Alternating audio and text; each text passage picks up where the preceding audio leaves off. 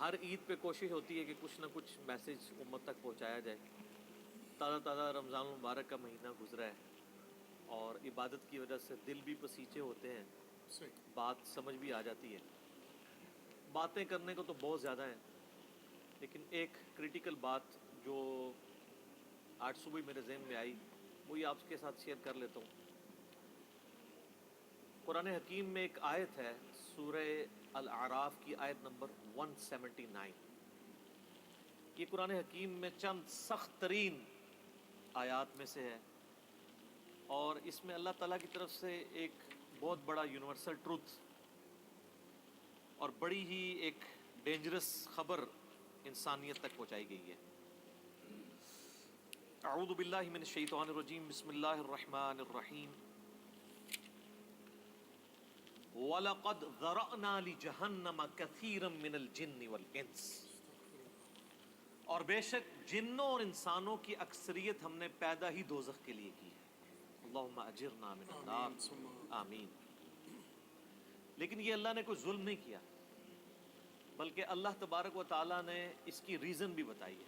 یہ اللہ کا expert opinion ہے کہ یہ جو انسانیت اور جنات یہاں پہ آباد ہوئے ہیں، ان میں سے الٹیمیٹلی اکثریت دوزخ میں ہی جائے گی، بڑے کم لوگ ہوں گے جو جنت میں جانے میں کامیاب ہوں گے۔ جو سورۃ العصر میں بھی آیا، وَالْعَصْرِ إِنَّ الْإِنسَانَ لَفِي خُسْرٍ، زمانہ گواہ ہے اس بات پہ کہ ساری انسانیت گھاٹے میں ہے، سوائے ان لوگوں کے جو ایمان لے آئے، نیک اعمال کیے اور نیکی کی تلقین کرتے رہے اور صبر کی تلقین کرتے رہے۔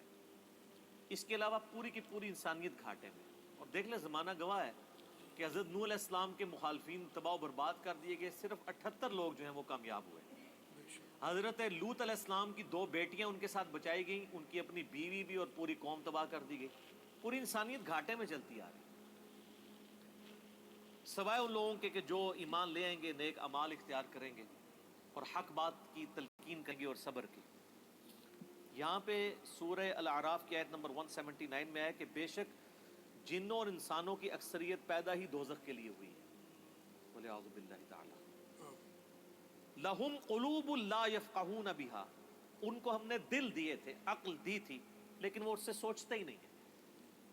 وَلَهُمْ أَعْيُنٌ لَا يُبْصِرُونَ بِهَا، ان کو ہم نے آنکھیں دی تھی لیکن آنکھوں سے دیکھنے کا سا دیکھنا نہیں دیکھتے، عبرت نہیں پکڑتے۔ وَلَهُمْ آذَانٌ لَا يَسْمَعُونَ بِهَا، اور ان کو ہم نے کان دیے تھے لیکن سننے والا سننا سنتے ہی نہیں ہیں۔ أُولَئِكَ كَالْأَنْعَامِ بَلْ هُمْ أَضَلُّ، ایسے لوگ چوپایوں کی مانند ہیں بلکہ ان سے بھی بدتر ہیں، جو اپنی عقل، آنکھیں اور کان استعمال کر کے حق بات تک پہنچنے کی کوشش نہیں کرتے۔ أُولَئِكَ هُمُ الْغَافِلُونَ، ایسے ہی لوگ ہیں جو اصل میں غافل ہیں۔ تو اللہ تعالیٰ نے یہ یعنی اس میں ایک غیبی خبر دے دی ہے کہ الٹیمیٹلی یہ ہونے والا ہے۔ مطلب کیا کہ اب جس نے تیاری کرنی ہے وہ خود تیاری کر لے۔ اس کو میں ایک مثال سے سمجھاتا ہوں کہ اس وقت تقریباً یہاں پہ 80 کے قریب لوگ بیٹھے ہیں، اور میں یہ کہوں کہ میں ایک گولی چلاؤں گا، جس کو بھی لگ جائے، تو ہم میں سے کیا ہر شخص یہ سوچے گا کہ یار ایک ہی گولی ہے، 80 بندے ہیں، کسی اور کو ہی لگے گی، ضروری ہے مجھے ہی لگنی ہے؟ ایسا تو کوئی نہیں سوچے گا، سب دڑکی لگا دیں گے۔ لیکن آخرت کا معاملہ کیا ہے؟ بخاری و مسلم دونوں کی حدیث ہے، متفق علیہ، کہ آدم علیہ السلام کو حکم ہوگا کہ جنتیوں اور دوزخیوں کو الگ کرو۔ حضرت آدم علیہ السلام پوچھیں گے کہ اے اللہ کتنے جنتی اور کتنے دوزخی؟ تو اللہ تعالیٰ فرمائے گا ہر 1000 میں 999 دوزخی اور صرف ایک جنتی۔ تو یہاں اگر 1000 بندہ اور میں کہوں ایک گولی چلے گی، ہر بندہ بھاگنے کی کوشش کرے گا، لیکن آخرت کے بارے میں یہ حال ہے کہ ہر ایک بندہ یہ امید لگایا ہوا ہے کہ وہ جو ایک بچے گا نا وہ میں ہوں گا۔ اور ادھر 1000 بندے کے اوپر ایک گولی چلائی جائے تو 1000 کا 1000 سوچے گا جو ایک پھڑکے گا وہ میں ہوں گا۔ بالکل 180 ڈگری سوچ ہے۔ یا اس کو یوں سمجھے کہ میں کیونکہ ایک گولی چلاؤں گا 999 بچ جائیں گے، ایک کوئی لگے گی، کوئی نہیں کہے گا یار 999 بچنے ہیں تو چلو ایک میں بھی ان میں بچنے والوں میں ہوں گا، کہے گا نا کدھر میں ہی نہ پھنس جاؤں۔ اور آخرت میں تو معاملہ بالکل الٹ ہے۔ بہت کریٹیکل ایشو ہے، انسان کو اپنی آخرت کی فکر کرنی چاہیے، اللہ کو سیریس لینا چاہیے۔ جو لوگ دنیا میں اللہ کو سیریس لیتے ہیں وہی اپنی اصلاح کر لیں، ورنہ اللہ تو بے پرواہ ہے، یقین کریں۔ پوری کی پوری انسانیت دوزخ میں چلی جائے اللہ کو کوئی پرواہ نہیں ہے، پوری کی پوری انسانیت جنت میں چلی جائے اللہ کو کوئی پرواہ نہیں ہے۔ اور یہ جو اکثر لوگ مثالیں دیتے ہیں کہ جی دیکھیں کوئی ماں اپنے بچے کو کیسے دوزخ میں پھینک سکتی ہے، تو اللہ تعالیٰ تو ماں سے بھی بڑھ کے محبت کرتا ہے، وہ کیسے پھینکے گا؟ بھائی اس لیے پھینکے گا کہ اللہ تعالیٰ کے وہ احساسات نہیں ہیں جو ایک ماں کے ہوتے ہیں۔ ماں تو اپنی نفسانی خواہش یا محبت کی وجہ سے مغلوب ہو جاتی ہے، لیکن اللہ مغلوب نہیں ہوتا۔ اللہ تعالیٰ کیا فرعون سے اس کی ماں سے بڑھ کے محبت کرتا ہے جو اس کا باغی ہے؟ یہ محبت تو ان لوگوں کے لیے جو اس کے تابع فرمان ہو۔ جو اللہ کے دشمن ہیں ان کے بارے میں تو اللہ تعالیٰ فرماتا ہے انا من المجرمین منتقمون، ہم مجرموں سے انتقام لے کے چھوڑیں گے۔ ان کے لیے یہ معاملہ نہیں ہے۔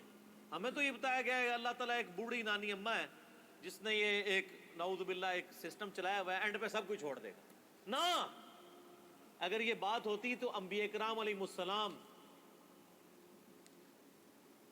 کی تعلیمات اس طرح کی نہ ہوتی کہ لوگ جو ہے وہ کیجول زندگی گزارنا شروع کرتے ہیں۔ بڑی سٹرکٹ تعلیمات۔ جامع ترمذی میں حدیث ہے کہ سیدنا عثمان غنی رضی اللہ تعالیٰ عنہ علیہ السلام کے بارے میں آتا ہے کہ وہ جب کبھی قبرستان جاتے تو اتنا روتے کہ ان کی داڑھی آنسوؤں سے تر ہو جاتی۔ تو اصحاب پوچھتے کہ آپ کے سامنے جب جہنم کا ذکر ہوتا ہے آپ پہ اتنی خشیت طاری نہیں ہوتی، لیکن قبرستان میں قبر کے سامنے یہ معاملات آپ کے ساتھ کیوں ہوتے ہیں؟ تو انہوں نے کہا کہ میں نے نبی علیہ السلام سے خود سنا تھا کہ قبر آخرت کی منزلوں میں سے پہلی منزل ہے، جس کی یہ منزل پھنس گئی اس کی اگلی منازل مشکل ہو جائے گی، اور جس کی یہ منزل آسان ہوئی اس کی اگلی منازل آسان ہوتی چلی جائے گی۔ یہ وہ شخص کہہ رہا ہے جسے 3 دفعہ جنت کی بشارت ملی ہوئی ہے۔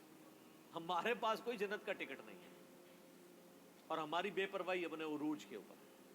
اسی کو پنجابی میں کہا جاتا ہے نا، عقل نہ ہوئے تے موجیں ہی موجاں، عقل ہوئے تے سوچیں ہی سوچاں۔ جسے عقل نہیں ہوگی وہ موجیں مارے گا کیونکہ اسے پتہ نہیں ہے نا، لیکن جسے عقل ہوگی وہ سوچے گا کہ یار یہ معاملہ تو بڑا خطرناک ہو جائے گا۔ صحیح بخاری میں حدیث ہے، نبی علیہ السلام نے فرمایا آپ ایک جگہ سے گزرے، کچھ اصحاب آپس میں یعنی ہنسی مذاق کرتے ہوئے ہنس رہے تھے، تو آپ کھڑے ہو گئے، آپ نے فرمایا جو کچھ میں جانتا ہوں نا اگر تم جان لیتے تو بہت کم ہنستے، زیادہ رویا کرتے۔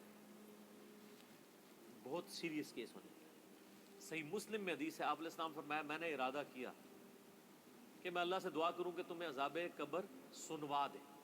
دکھانے والی تو کہانی ختم سر، سنوا دے۔ لیکن مجھے ڈر ہوا کہ اگر تم نے عذاب قبر سن لیا تم اپنے مردوں کو دفنانا ہی چھوڑ دو، ایسی خشیت تم پہ طاری ہو جائے۔ لیکن یہ اللہ تعالیٰ نے سب کچھ پردے میں رکھا ہوا ہے سر۔ صحیح بخاری میں حدیث ہے کہ میت جو ہے وہ چارپائی پہ کلام کرتی ہے، نیک میت کہتی ہے مجھے جلدی جلدی میری جگہ کی طرف لے چلو، اور جو بری میت ہے وہ چیخو پکار کرتی ہے کہ مجھے کہاں لے کر جا رہے ہو۔ اور نبی علیہ السلام کے الفاظ ہیں صحیح بخاری میں کہ زمین و آسمان کی ہر مخلوق اس کی چیخیں سنتی ہے سوائے جنوں اور انسانوں کے، کیونکہ جنوں اور انسانوں کو اللہ تعالیٰ نے غیب کے پردے میں یہ چیزیں رکھی ہیں نا، اسی کے اوپر تو جنت ہے۔ ان الذین یخشون ربهم بالغیب لہم مغفرۃ واجر کبیر، جو لوگ بن دیکھے اپنے رب سے ڈرتے ہیں ان کے لیے مغفرت ہے اور اجر کبیر ہے۔ دیکھ کے تو سب نے مان لینا ہے، پھر سر اس سے بھی آگے اگر آپ چلے جائیں، صحیح بخاری میں یہ حدیث موجود ہے کہ جب میت کو سوالات کے جوابات نہیں آتے نا تو فرشتے اس سے پوچھتے ہیں کہ تجھے سوالات کے جوابات جو نہیں آئے یہ کیا معاملہ تیرے ساتھ ہوا؟ تو وہ کہتا ہے میں تو وہی کہتا تھا جو لوگ کہتے تھے، سن سنا کے سننی، ٹنی پڑھ پڑھا کے سننی نہیں۔ تو فرشتے کہتے ہیں تو نے خود پڑھ کے سمجھنے کی کوشش کیوں نہیں کی؟ پھر فرشتے اسے ایک گرز مارتے ہیں جس سے وہ زمین کے اوپر بالکل جس کو کہتے ہیں نا پیرلل ہو جاتا ہے، زمین کے خاک بن جاتا ہے، اور اس کی جو گرز کی اگینسٹ اس کی چیخو پکار ہے اس کو جن و انس کے علاوہ تمام مخلوقات سنتی ہیں۔ اگر یہ سن لیں تو ظاہر ہے یہ تو پھر انسان کے بچے نہ بن جائیں، یہ اللہ نے پردہ رکھا ہے، ورنہ تو آپ بڑے بڑے بزرگوں کو دفنا کے نکل رہے ہو نا، ان کے پردے جو ہے نا وہ جنازہ یعنی اس قبرستان کے گیٹ تک پہنچتے بھی ساری بزرگی کھل گئی ہو، دڑل کی بات پیچھے سے آ جائے، لوگ ایسے بزرگی کا دعویٰ بھی پھر چھوڑ دیں گے، وہ ڈرتے رہیں گے نا. تو یہ اللہ نے پردے رکھے ہوئے. تو اس عید کے اوپر میں یہی پیغام دوں گا کہ اللہ کو سیریس لیں، اور سیریس لینے کا پھر مقصد یہ ہے کہ یہاں پہ ہمارے سب کانٹیننٹ میں کیا ہوتا ہے، یہاں پہ وہ پی کے والا ہی کام چل رہا ہے، دکھلاوا ہی سارا کے سارا چل رہا ہے. سب کانٹیننٹ میں انڈیا، پاکستان، بنگلہ دیش، افغانستان کے اندر یہ ہے کہ اگر کوئی شخص خدا کی طرف راستہ بھی اختیار کرتا ہے نا، تو زیادہ زیادہ کیا کرتا ہے وہ، کہ وہ کسی کی ماں مر گئی، کسی کا جوان بیٹا مر گیا، کسی کو کوئی بیماری آئی، وہ اللہ کی طرف لگتا ہے تو پہلے کیا کرتا ہے، داڑھی رکھ لیتا ہے، تسبیح پکڑ لیتا ہے، مسجد کی طرف آنا شروع کر دیتا ہے، اور اس مسجد کی طرف جو اس کے محلے کی مسجد ہوتی ہے، وہ ایک پریکٹسنگ مسلمان نہیں بنتا، وہ ایک پریکٹسنگ بریلوی یا پریکٹسنگ دیوبندی یا پریکٹسنگ اہل حدیث اور شیعہ بن جاتا ہے. اگر اس کے محلے کی مسجد بریلویوں کی ہوتی ہے تو وہ ایک پریکٹسنگ بریلوی بن کے سامنے آ جاتا ہے. ہونا ہی چاہیے کہ اب تم خدا کی طرف راستہ اختیار ہی کیا تو سب سے پہلے علم حاصل کرو. انما یخشی اللہ من عبادہ العلماء، اللہ کی خشیت تو اہل علم کو ہے. علم نہیں حاصل کرتے، جو جدھر لگے نا اسی طرف چل پڑتا ہے. ہونا تو چاہیے کہ آپ پہلے ہی دیکھیں کہ میں قرآن و سنت کا علم حاصل کروں، میں دیکھوں کہ یار کون سے نظریات درست ہیں، کن چیزوں کے اوپر اللہ تعالیٰ نے پکڑ کرنی ہے، کن چیزوں کے اوپر اللہ تعالیٰ نے فرائض میرے اوپر لگائے ہیں. وہ کوئی بھی علم نہیں حاصل کرتا، کوئی جدھر لگا ہے ادھر. ہمارے محلے میں نے بتایا کہ ایک پوری فیملی قادیانی ہو گئی تھی، یہ میری پیدائش سے پہلے کی بات ہے. صرف ان کے گھر اولاد نہیں ہوتی تھی، بچی پیدا ہوئی، وہ والد پہلی دفعہ گیا مسجد میں، وہ قادیانیوں کی عبادت گاہ تھی، وہ قادیانی ہو گیا، پوری نسل ان کی قادیانی ہے. یہ ہماری ٹوٹل تحقیقات ہے. اذان عصر شروع ہوگی، اذان کا جواب دیں باقی انشاءاللہ. بسم اللہ والصلاة والسلام علی رسول اللہ وعلی آلہ وصحبہ اجمعین.